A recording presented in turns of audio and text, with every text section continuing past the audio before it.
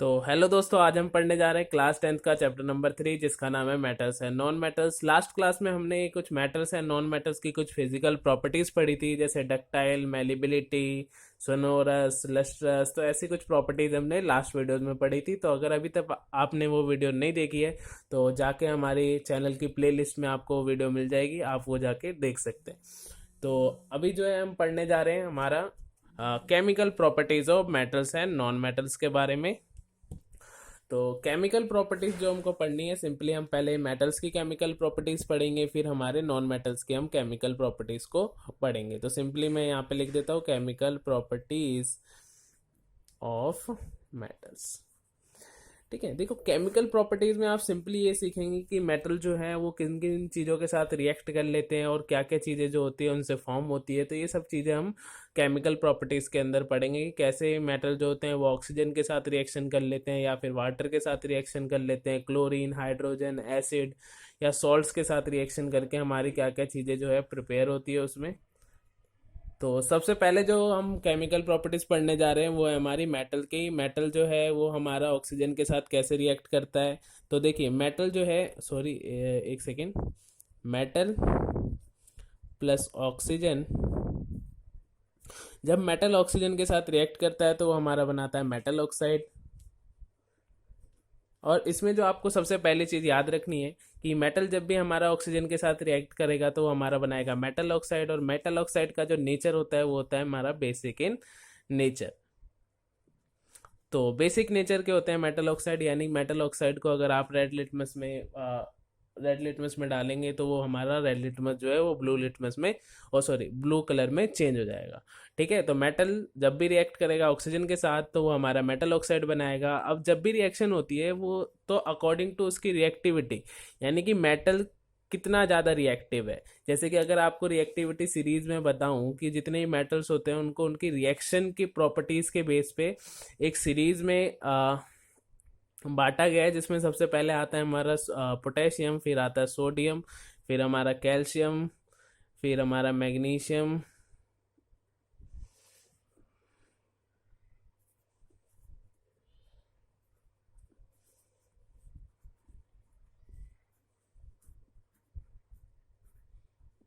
तो देखिए यहाँ पे मैंने आपके लिए रिएक्टिविटी सीरीज लिख दी। इसमें क्या होता है कि जो हमारा हाइड्रोजन है इसको हम बेस लेके चलते हैं, इसके जैसे जैसे आप ऊपर जाएंगे वैसे वैसे हमारी रिएक्टिविटी जो है वो इंक्रीज होती रहेगी, और जैसे जैसे आप जब नीचे जाएंगे तो वो हमारी डिक्रीज होती जाएगी। तो यानी सबसे ज़्यादा हाईली रिएक्टिव एलिमेंट जो है वो हमारा है हमारा सोडियम, और सबसे लीस्ट जो है वो हमारा है गोल्ड। ठीक है, और इससे भी एक नीचे आता है जैसे कि हमारा प्लेटिनियम। ठीक है, तो अभी जो हमको पढ़ना है सिंपली इसके बेसिस पे पढ़ना है। रिएक्टिविटी का आप सिंपल सा मतलब समझ सकते हो कि रिएक्शन करने की प्रॉपर्टीज किस में ज़्यादा है। तो सबसे ज़्यादा जो प्रॉपर्टी देखी जाती है वो हमारा है पोटेशियम के अंदर, और सबसे कम जो है वो हमारी गोल्ड के अंदर, जो अभी हमको पढ़नी है। तो जितने भी मेटल जो होते हैं वो ऑक्सीजन के साथ जब भी रिएक्ट करते हैं तो उनकी रिएक्टिविटी पे डिपेंड करता है। जैसे कि काफ़ी सारे ऐसे मेटल्स होते हैं जो कि हमारे रूम टेम्परेचर पे ही रिएक्ट कर जाते हैं, जैसे कि हमारा पोटेशियम हो गया, सोडियम हो गया। ये कुछ ऐसे मेटल्स हैं जो रूम टेम्परेचर पे ही हमारे ऑक्सीजन के साथ रिएक्शन हो जाएगी इनकी। पर कुछ ऐसे मेटल्स भी है जिनको हमको हल्का सा हीट करना पड़ता है, जैसे कि इनमें आता है मैग्नीशियम हो गया, एल्युमिनियम हो गया। इनको थोड़ा सा हीट देना पड़ता है, हीटिंग के द्वारा जो होते हैं ये हमारे रिएक्ट करते हैं। ठीक है, तो नॉर्मली रूम टेम्परेचर का जैसे आपको सिंपली एग्जांपल बताऊं तो जैसे सबसे पहला मेटल ले लेते हैं सोडियम। तो सोडियम जब भी ऑक्सीजन के साथ रिएक्ट करेगा तो वो बनाता है हमारा, देखिए, मेटल प्लस ऑक्सीजन, तो क्या बनाएगा, मेटल ऑक्साइड। तो कौन सा मेटल है, सोडियम। तो यहाँ पे हमारा ऑक्साइड बन गया सोडियम ऑक्साइड। इसी तरीके से आप पोटेशियम की भी रिएक्शन लिख सकते हैं। पोटेशियम जब रिएक्ट करेगा तो बनाएगा पोटेशियम ऑक्साइड। ठीक है, तो कुछ इस तरीके से हमारा पोटेशियम ऑक्साइड बन जाए। इसी में बाकी रिएक्शन भी अगर मैं आपको बता दूं तो जैसे मैग्नीशियम की रिएक्शन लिख सकते हैं या फिर एल्युमिनियम की रिएक्शन लिख देते हैं, पर ये थोड़ा सा हमको हीट करने पे जो होते हैं रिएक्ट करते हैं। ऐसे जैसे और भी अगर मैं यहाँ पे लिख दूँ तो जैसे हमारा जिंक ऑक्साइड हो सकता है, कॉपर ऑक्साइड, कैल्शियम ऑक्साइड, ऐसे करके बहुत सारे अपने हिसाब से आप ले सकते हैं। कोई भी मेटल जब ऑक्सीजन के साथ रिएक्ट करेगा तो वो हमारा मेटल ऑक्साइड बनाएगा। तो यहाँ पे हम मेटल ऑक्साइड्स बना लेते हैं। तो सबसे पहला जो है वो हमारा मैग्नीशियम ऑक्सीजन के साथ रिएक्शन करेगा तो मैग्नीशियम ऑक्साइड हो गया। एल्युमिनियम जब रिएक्शन करेगा तो ये हमारा एल्युमिनियम ऑक्साइड हो गया। जिंक जब रिएक्शन करेगा तो ये हमारा जिंक ऑक्साइड हो गया। और कैल्शियम जब रिएक्शन करेगा तो ये हमारा कैल्शियम ऑक्साइड हो गया, सॉरी CaO होता है, ठीक है, और जिंक ऑक्साइड ZnO होगा, ठीक है। तो इस तरीके से आप रिएक्शंस को लिख सकते हैं। तो मैग्नीशियम और कैल्शियम, जिंक, एल्युमिनियम ऑक्साइड, तो ये हमने कुछ ऑक्साइड्स लिख दिए हैं। सिंपल सा ऐसा कह सकते हैं कि जो हमारे रूम टेम्परेचर पे इजीली जो है रिएक्शन कर जाते हैं ऑक्सीजन के साथ, वो है हमारा सोडियम और पोटेशियम ऑक्साइड्स। ऑक्साइड्स बनाते हैं। ऑक्साइड जो होते हैं बेसिक, मेटल ऑक्साइड जो होते हैं वो बेसिक इन नेचर होते हैं, ठीक है, बेसिक नेचर के होते हैं हमारे मेटल ऑक्साइड्स। इन सभी ऑक्साइड्स को बनाने के लिए जो है मेटल्स होते हैं उनको हल्का सा हीट करना पड़ता है, ठीक है, या स्ट्रांगली हीट भी करना पड़ जाता है। तो इसके द्वारा जो होते हैं वो हमारे मेटल ऑक्साइड्स बनाते हैं, और मेटल ऑक्साइड्स हमारे बेसिक नेचर के होते हैं। ये चीज़ आपको याद रखनी है। अब देखिए एक इस यहाँ पे एक क्वेश्चन आता है आपका मेनली कि जैसे हमारा सोडियम या पोटेशियम जो है वो ऑक्सीजन के साथ रिएक्ट कर लेता है रूम टेम्परेचर पे, ठीक है। यहाँ पे एक वर्ड याद रखना है आपको, रूम टेम्परेचर पे रिएक्ट कर लेता है। तो होता क्या है कि जैसे सोडियम या पोटेशियम है उसको अगर हम हल्का सा भी कहीं पे रूम में छोड़ दें तो आसपास ऑक्सीजन होती है तो वो रिएक्शन करना स्टार्ट हो जाएगा और वो बहुत जल्दी से बर्न होने लग जाता है।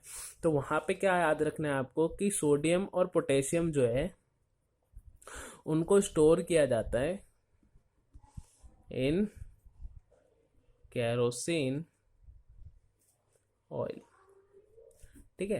तो सोडियम और पोटेशियम जो है वो हाईली रिएक्टिव होने के लिए वो जल्दी से रिएक्ट कर जाएंगे हमारे ऑक्सीजन के साथ रूम टेम्परेचर पे, इसीलिए उनको किस में रखा जाता है, कैरोसिन ऑयल में, क्योंकि वो हमारे ऑक्सीजन के साथ रिएक्ट ना कर पाए, इस कारण उनको हम कैरोसिन ऑयल में रखते हैं, ठीक है। ऐसे हमारा लिथियम भी एक मेटल होता है जिसको हम कैरोसिन ऑयल में रखते हैं, जिस जो कि हमारा ऑक्सीजन के साथ रिएक्ट ना कर पाए, ठीक है। तो ये हमारा फर्स्ट पॉइंट हो गया। सेकंड पॉइंट देखिए, सेकंड पॉइंट आपका नॉर्मल है कि जब भी हमारे मेटल जो है वो वाटर के साथ रिएक्ट करेंगे तो वो हमारे बनाएंगे मेटल हाइड्रोक्साइड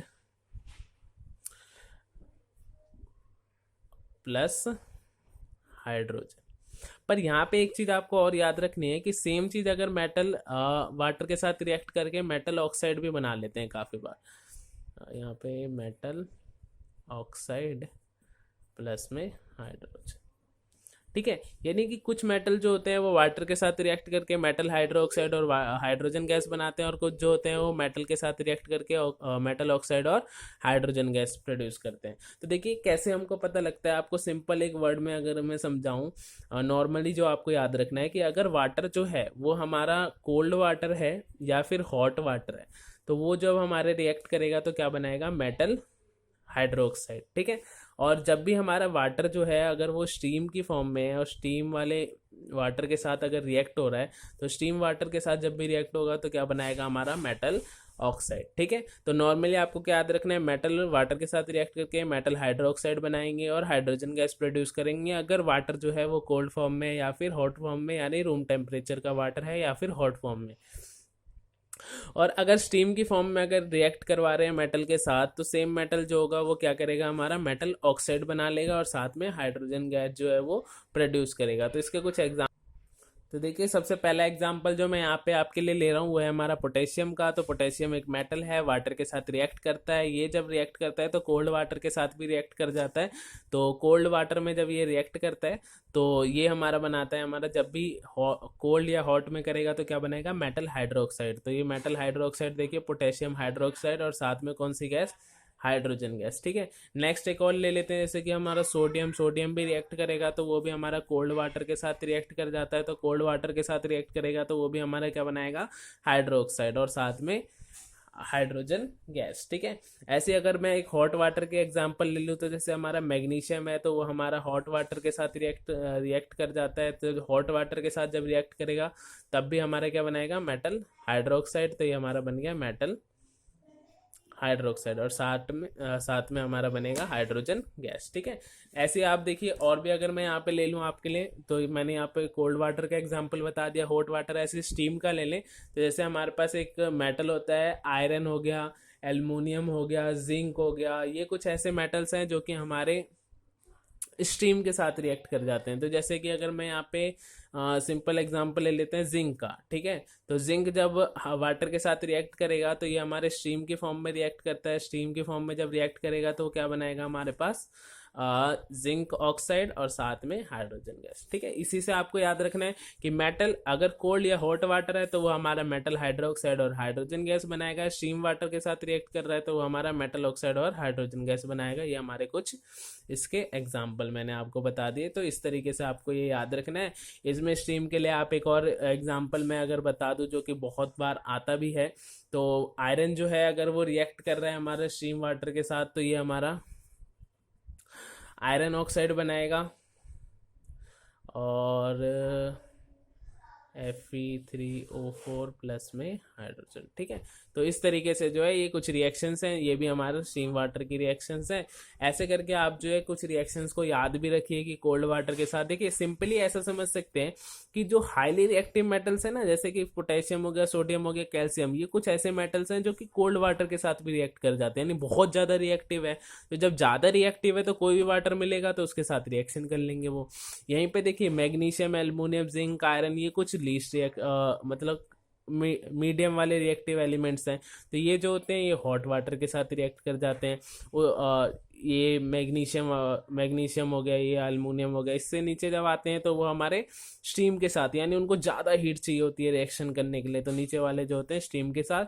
और अगर बहुत लीस्ट की बात करें तो वो रिएक्ट ही नहीं करते, जैसे कि कॉपर हो गया, मरकरी हो गया, या फिर ये जो एलिमेंट्स है ये वाटर के साथ बिल्कुल भी रिएक्ट नहीं करते हैं। ठीक है, तो ये हमारा हो गया वाटर के साथ रिएक्शन। तो ये सब चीज़ें जो है आपको नॉर्मली याद रखनी है कि हमारा आयरन के साथ रिएक्ट करेगा, जिंक के साथ रिएक्ट करेगा तो क्या बनाएगा, स्टीम के साथ कौन रिएक्ट करते हैं। ठीक है, तो इस तरीके से मेनली आपको ये समझ में अगर आ गया हो तो इसके बेसिस पे आप कोई भी रिएक्शंस को सॉल्व कर सकते हैं। देखिए थर्ड पॉइंट अगर मैं यहाँ पे आपको सिंपली बताऊं कि हमारी रिएक्शन है, कोई भी मेटल जो रहता है यहाँ पे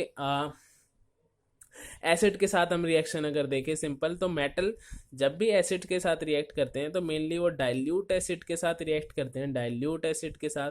और जब भी रिएक्शन करेंगे तो वो हमारा बनाएंगे हमारा सॉल्ट और साथ में हाइड्रोजन गैस। ये अपने सेकंड चैप्टर में भी मैंने आपको बताया था कि metal plus acid to form salt and hydrogen gas, तो वही सेम रिएक्शन है। इसकी अगर रिएक्शन से बता दो तो सोडियम के साथ करवा सकते हैं आप, या फिर मैग्नीशियम के साथ, एल्युमिनियम के साथ, जिंक के साथ, आयरन के साथ। तो ये कुछ एलिमेंट्स हैं जिनके साथ आप रिएक्शंस कर सकते हैं। जैसे कि कोई भी एसिड ले लें, जैसे HCl ले लेते हैं हम पहला एसिड। ठीक है, आपको खुद भी ट्राई करना है, एक दो मैं यहाँ पे आपको करके दिखा देता हूँ। HCl हो गया तो देखिए एक तरीके की डिस्प्लेसमेंट रिएक्शन है, हाईली रिएक्टिव एलिमेंट है और हाइड्रोजन लो रिएक्टिव है, तो लो वाले को हटा देंगे। तो सिंपली जब सोडियम हाइड्रोजन को हटा देगा तो हाइड्रोजन यहाँ आ गया, तो इन सभी में हाइड्रोजन तो निकलेगा ही लास्ट में।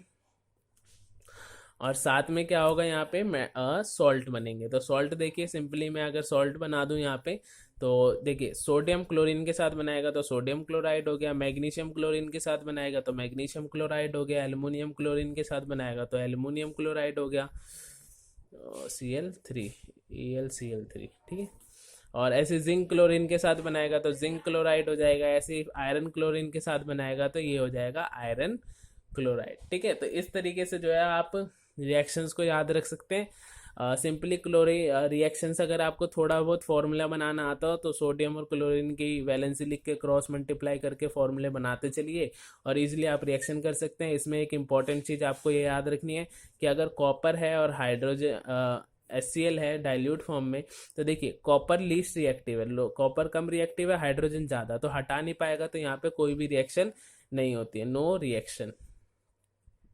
ठीक है, तो इस तरीके से मैंने आपको यहाँ पे बता दिया है, ये सब चीज़ें आपको नॉर्मली ध्यान रखनी है। ठीक है, नेक्स्ट देखिए, नेक्स्ट अगर मैं आपको समझाऊं तो नेक्स्ट जो बताऊं, वैसे देखिए जैसे आपने यहाँ पे HCl के साथ करवाया है, ऐसे आप H2SO4 के साथ भी करवा सकते हैं, नाइट्रिक एसिड के साथ भी करवा सकते हैं। ठीक है, तो एक बार वो भी करके आप ट्राई कर लीजिएगा। नेक्स्ट जो है मैं यहाँ पे बताने जा रहा हूँ डिस्प्लेसमेंट रिएक्शन। तो डिस्प्लेसमेंट मेरे को शायद बताने की जरूरत नहीं है कि हाईली रिएक्टिव एलिमेंट जो है वो किसी के भी कंपाउंड में से लो रिएक्टिव एलिमेंट को डिस्प्लेस कर सकता है, तो वही चीज़ को यहाँ पे फॉलो करते हुए लिखते हैं। जैसे जिंक है, उसकी रिएक्शन करवा दी कॉपर सल्फेट के साथ, तो कॉपर देखिए कॉपर कम रिएक्टिव है और जिंक ज़्यादा है, तो जिंक हटा देगा कॉपर को, तो जिंक जब कॉपर को हटाएगा तो सल्फेट के साथ रिएक्शन कर लेगा, तो जिंक सल्फेट और साथ में हमारा कॉपर डिस्प्लेस हो जाएगा। तो इस तरीके की रिएक्शंस होती है, कुछ सिंपली वो हमारे डिस्प्लेसमेंट रिएक्शंस में आ जाती हैं।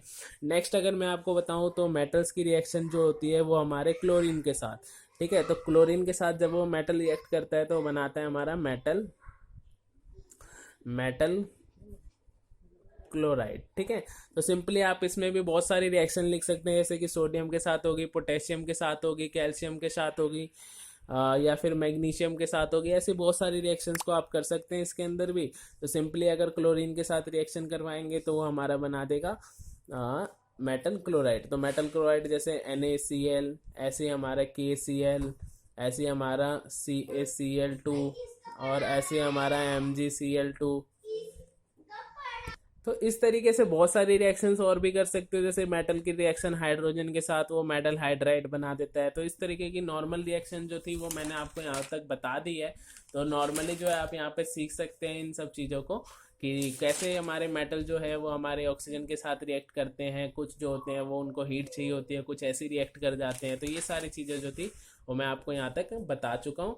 नेक्स्ट जो है वो हम अगर सिंपली समझें यहाँ पे, तो एक चीज़ आपको समझनी है। देखिए, नॉन मेटल्स के केमिकल प्रॉपर्टीज पढ़ने से पहले एक हम चीज पढ़ लेते हैं जिसको कहते हैं एम्फेथेरिक ऑक्साइड। ठीक है, देखिए हमने अभी तक जो पढ़ा कि मेटल ऑक्साइड जो होते हैं वो बेसिक ऑक्साइड्स होते हैं, पर देखिए कुछ ऐसे मेटल ऑक्साइड जो होते हैं, कुछ ऐसे मेटल ऑक्साइड जो कि एसिड के साथ भी रिएक्शन कर जाते हैं और बेस के साथ भी रिएक्शन कर जाते हैं। तो ऐसा समझ सकते हैं कि एसिड के साथ रिएक्शन कर रहा है तो यानी कि मेटल ऑक्साइड जो होगा बेसिक नेचर का होगा, जो कि सारे ही होते हैं। पर काफ़ी सारे ऐसे भी मेटल ऑक्साइड है जो एसिडिक नेचर के भी होते हैं, यानी कि वो acidic as well as basic दोनों बिहेवियर शो करते हैं। तो ऐसे मेटल ऑक्साइड को हम कहते हैं एम्फेथोरिक ऑक्साइड्स। तो सिंपली ऐसा कह सकते हो कि metal oxide shows basic as well as acidic behaviour are known as amphoteric oxides. ठीक है, तो इस तरीके से आप इसको याद रख सकते हैं। जैसे कि एग्जांपल की अगर मैं बात करूं तो कुछ ऐसे ऑक्साइड्स हैं, जैसे एल्युमिनियम ऑक्साइड हो गया, या फिर हमारा जिंक ऑक्साइड हो गया। ये कुछ ऐसे ऑक्साइड है जो कि दोनों के साथ रिएक्शन कर जाते हैं। जैसे कि अगर मैं एक सिंपल सा एग्जाम्पल भी आपको दिखाऊं, जैसे एल्युमिनियम ऑक्साइड को ले लेते हैं। ठीक है, पहले इसकी रिएक्शन करवा देते हैं HCl के साथ, नेक्स्ट इसकी रिएक्शन करवा देते हैं OH के साथ। देखिए एसिड के साथ रिएक्शन कर रहा है यानी बेसिक प्रॉपर्टीज को शो कर रहा है, और यहाँ पे बेस के साथ रिएक्शन कर रहा है यानी कि एसिडिक प्रॉपर्टीज को शो कर रहा है। ठीक है, दोनों के साथ अगर रिएक्शन करवाएंगे तो जब ये HCl के साथ रिएक्शन करता है तो डबल डिस्प्लेसमेंट रिएक्शन हो जाती है। तो ये बनाएगा AlCl3 प्लस में H2O। ठीक है, वाटर बना दिया, सॉल्ट एंड वाटर। तो देखिए base plus acid, salt and water, neutralisation reaction, acid plus base क्या बनेगा, फिर से हमारा सॉल्ट बनाएगा। यहाँ पे जो सॉल्ट बनता है वो होता है हमारा सोडियम एल्यूमिनेट। ठीक है, इसको हम कहते हैं सोडियम एल्यूमिनेट, और इसके साथ क्या बनता है H2O, एक तरीके का ये हमारा बेस सॉल्ट हो गया। तो एसिड प्लस बेस फिर से सॉल्ट एंड वाटर। तो ये क्या है कि हमारे ऐसा ऑक्साइड है जो कि एसिड भी बिहेवियर कर रहा है और बेसिक बिहेवियर भी है, यानी एसिडिक बिहेवियर भी है और हमारा बेसिक बिहेवियर भी है। ठीक है, तो ऐसे ऑक्साइड्स को आप क्या कह देते हैं, एम्फेथोरिक ऑक्साइड्स। ठीक है, नेक्स्ट देखिए हम नॉन मेटेलिक ऑक्साइड्स के कुछ केमिकल प्रॉपर्टीज पढ़ लेते हैं। तो यहाँ लिख देता हूं मैं chemical properties of non metals. ठीक है, नॉन मेटल्स की कुछ केमिकल प्रॉपर्टीज को हम पढ़ लेते हैं। तो सबसे पहली प्रॉपर्टीज को जो पढ़नी है हमको वो है, तो जैसे हमने एसिड के अंदर पढ़ा था कि वैसे हमको नॉन मेटल्स का भी पढ़ना है। नॉन मेटल जो होता है, एसिड कह रहा हूँ, मेटल्स के अंदर जो पढ़ा था वैसे नॉन मेटल्स के लिए भी पढ़ना है। नॉन मेटल जो है वो ऑक्सीजन के साथ जब भी रिएक्शन करता है तो हमारा बनाएगा नॉन मेटल ऑक्साइड। ठीक है, तो नॉर्मली आपको ये याद रखना है कि नॉन मेटल ऑक्सीजन के साथ रिएक्शन करेगा तो नॉन मेटल ऑक्साइड बनाएगा। नॉन मेटल ऑक्साइड का जो नेचर होता है वो या तो हमारा एसिडिक नेचर के होंगे या फिर हमारे जो होंगे वो न्यूट्रल होंगे। ठीक है, न्यूट्रल भी हो सकते हैं। ठीक है, तो कुछ एग्जांपल देख लेते हैं, जैसे कि एसिडिक नेचर के, जैसे कि हमारा नॉन मेटल में अगर मैं बात करूँ तो कार्बन हो गया, सल्फर हो गया, फॉस्फोरस हो गया, क्लोरीन हो गया।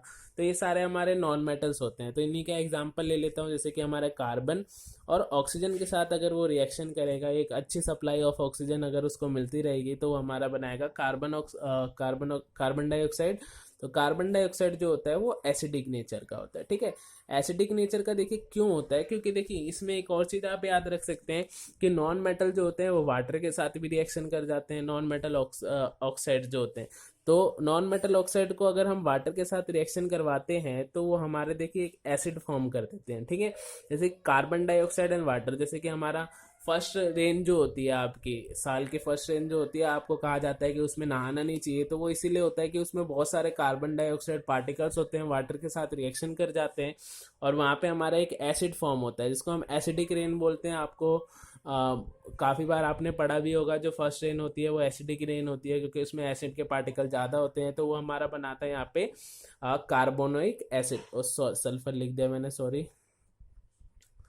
तो ये हमारा बनाता है कार्बोनिक एसिड, ठीक है। तो ये हो गया कार्बोनिक एसिड, ठीक है।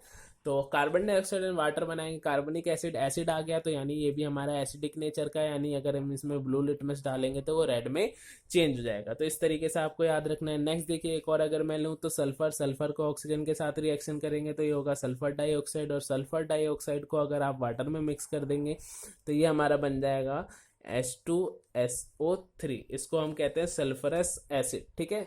तो ये भी हमारा एक एसिड बन गया। तो हमारे नॉन मेटल ऑक्साइड जो होते हैं वो कैसे होते हैं, एसिडिक नेचर के। तो ये हमने कुछ एसिडिक बिहेवियर वाले पढ़े कि नॉन मेटल ऑक्साइड जो कि एसिडिक बिहेवियर के थे, ठीक है। सल्फर ऑक्साइड हो गया और कार्बन डाइऑक्साइड हो गया। ऐसे देखिए कुछ न्यूट्रल भी अगर मैं आपको बताऊं, जैसे कार्बन मोनोऑक्साइड, ये हमारा एक न्यूट्रल कंपाउंड होता है, पॉइजनस होता है। जैसे कि कार्बन जो होता है वो इनसफिशिएंट एयर में अगर बर्न होती है तो कार्बन मोनोऑक्साइड बनता है। जैसे कि आपसे बोला जाता है कि अगर आपने ठंडी के दिन में जो कोयले जला रखे हैं उनको रात को अपने घर में रख के बंद कमरे में नहीं सोना चाहिए। कारण वही होता है कि वो हमारे इनसफिशिएंट एयर मिलती है और जिसकी वजह से एक पॉइजनस गैस बन जाती है जिसका नाम होता है कार्बन मोनोऑक्साइड। और कार्बन मोनोऑक्साइड होते हैं, उसका नेचर जो होता है वो होता है हमारा न्यूट्रल नेचर, ठीक है। नेक्स्ट अगर मैं बताऊं तो जैसे वाटर ऑक्साइड, हाइड्रोजन ऑक्साइड जिसको हम वाटर भी कहते हैं, ये भी हमारा एक न्यूट्रल हो गया, ठीक है। क्योंकि जो हाइड्रोजन है उसको भी एक तरीके के नॉन मेटल कैटेगरीज में ही हम पढ़ते हैं। ऐसे हमारा हो गया यहाँ पे नाइट्रोजन मोनोऑक्साइड, तो ये हमारा भी एक न्यूट्रल कंपाउंड है, ठीक है। ऐसे हमारा एक डाई नाइट्रोजन मोनोऑक्साइड भी होता है जिसको हम Na2O भी कहते हैं, ओ सॉरी N2O, ठीक है। ये भी हमारे क्या होता है, न्यूट्रल, ठीक है। ये कुछ ऐसे नॉन मेटल ऑक्साइड है जो कि न्यूट्रल है, और हमारे कुछ ऐसे नॉन मेटल ऑक्साइड भी जो होते हैं वो एसिडिक बिहेवियर के होते हैं। तो ऐसा समझ सकते हो कि मेटल ऑक्साइड बेसिक थे और नॉन मेटल ऑक्साइड एसिडिक होंगे या फिर न्यूट्रल होंगे, ठीक है। तो ये सब चीज़ें मैंने आपको बता दी। नेक्स्ट देखिए, यहाँ पे कुछ चीज़ें आपको ऐसी नॉर्मली याद रखनी है कि नॉन मेटल जो होते हैं वो वाटर के साथ रिएक्शन नहीं करते हैं, ठीक है। नॉन मेटल ऑक्साइड वाटर के साथ रिएक्शन कर सकते हैं पर नॉन मेटल कभी भी वाटर के साथ रिएक्शन नहीं करते। ऐसे समझ सकते हो कि वो कम रिएक्टिव होते हैं, हाइड्रोजन को डिस्प्लेस नहीं कर पाते वाटर के अंदर से, तो वो हमारे वाटर के साथ रिएक्शन नहीं करते हैं, ठीक है। और भी अगर मैं आपको सिंपली बताऊं एक और कि नॉन मेटल ऑक्साइड जो होते हैं, सॉरी नॉन मेटल जो होते हैं वो हमारे एसिड के साथ भी रिएक्शन नहीं करते हैं। जैसे कि हमने डाइल्यूट एसिड पढ़ा था मेटल्स के में, तो वैसे इसमें याद रखना है इसमें भी कोई रिएक्शन नहीं होती है, ठीक है। इसके बाद अगर मैं और आगे की बताऊं तो इसमें आपको एक डिस्प्लेसमेंट रिएक्शन भी आप देख सकते हैं कि जैसे कि हमारा उसमें मेटल हाईली रिएक्टिव मेटल लो को डिस्प्लेस कर रहा था, वैसे इसमें भी होता है। जैसे कि एक सिंपल एग्जांपल है, जैसे सोडियम ब्रोमाइड प्लस क्लोरीन, तो क्लोरीन ज़्यादा रिएक्टिव होता है ब्रोमीन से, तो इस तरीके से क्लोरीन जो होता है उसको डिस्प्लेस कर देता है, सोडियम के साथ रिएक्शन कर लेता है। तो ये हमारा कुछ इस तरीके से रिएक्शन बन जाती है, ठीक है। तो एक तरीके की डिस्प्लेसमेंट रिएक्शन शो करते हैं हमारे नॉन मेटल्स, ठीक है। तो ये सारी चीज़ें हैं। बाकी वैसी दो चार प्रॉपर्टीज़ और आप बना सकते हो अपनी मर्जी से कि जैसे नॉन मेटल जो होते हैं वो हमारे क्लोरीन के साथ रिएक्शन करके हमारे नॉन मेटल क्लोराइड बना देते हैं। जैसे कि सिंपल एग्जांपल, हाइड्रोजन क्लोरीन के साथ रिएक्शन कर लेगा तो वो भी हमारा क्या बनाएगा, हाइड्रोजन क्लोराइड, जो कि हमारा एक तरीके का एसिड होता है पर ये हमारा कोवेलेंट बनाता है, कोवेलेंट क्लोराइड, ठीक है। ऐसे अगर मैं एक दो और लिख दूं जैसे कि कार्बन प्लस क्लोरीन, तो ये हमारा कार्बन क्लोराइड बना देता है, CCl,